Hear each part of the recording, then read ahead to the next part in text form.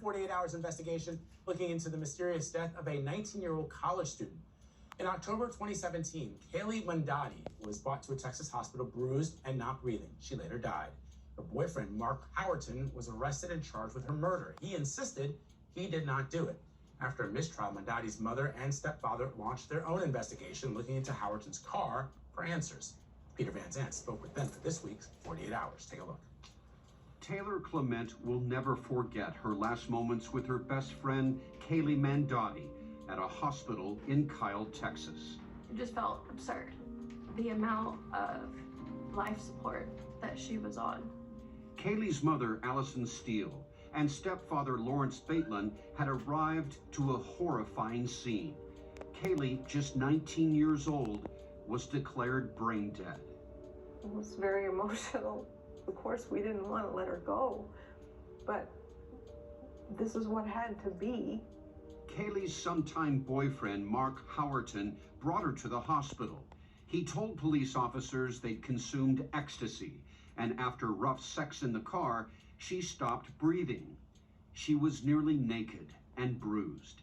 These photos show her condition about 18 hours after her arrival. All right, Mark. Howerton expressed concern. Why isn't she responding? A medical examiner ruled that Cayley died of blunt force trauma to the face and head. Mark Howerton was charged with murder. All right, security. 2019, prosecutors argue that Howerton beat Cayley, but his lawyer said her bruising was caused by resuscitation efforts at the hospital and possibly a fall. Ladies and gentlemen of the jury, I'm declaring a mistrial. A mistrial. A second trial was set for 2023. Cayley's parents went on a mission. You became investigators. We did. Yes.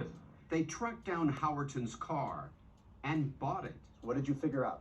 So we determined that Cayley's head likely struck that locking knob, resulting in fatal injury. They commissioned a video using actors to show their theory.